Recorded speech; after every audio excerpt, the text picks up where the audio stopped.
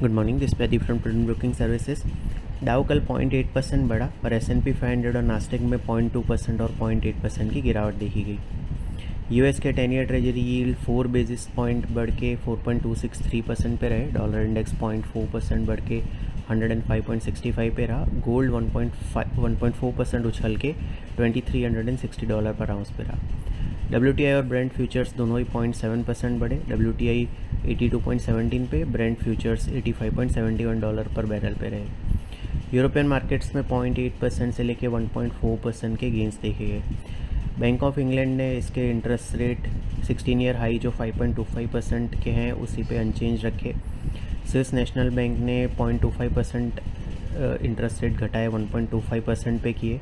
Norway की central bank ने interest rate 4.5% पे अनचेंज रखे।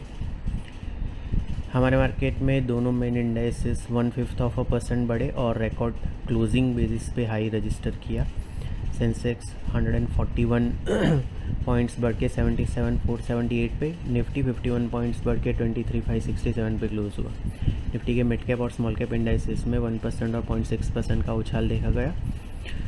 निफ्टी के रियलिटी और मेटल इंडाइसेस सबसे ज़्यादा 2% और 1.8% बढ़े, जबकि फार्मा और ऑटो इंडाइसेस सबसे ज़्यादा 0.5% और 0.4% गिरे। FIs की कैश सेगमेंट में 415 करोड़ की और इंडेक्स फ्यूचर में 1740 करोड़ की नेट बाइंग रही। स्टॉक फ्यूचर में 3200 करोड़ की नेट सेलिंग रही। डोमेस्टिक इंस्टीट्यूशन की 326 करोड़ की नेट सेलिंग रही। रुपये 20 पैसे डेप्रीशिएट होकर 83.65 के रिकॉर्ड लो पे क्लोज हुआ। आज शंघाई 0.2% ऊपर है, निकाई फ्लैट है, हैंगसेंग 0.8% डाउन है। गिफ्ट निफ्टी हमारे मार्केट के लिए मार्जिनली हायर ओपनिंग सजेस्ट कर रहा है। कल हमने बताया था कि 23,800 23,850 निफ्टी के लिए नेक्स्ट टारगेट एरिया है और 23,400 23,350 इमीडिएट सपोर्ट जोन है।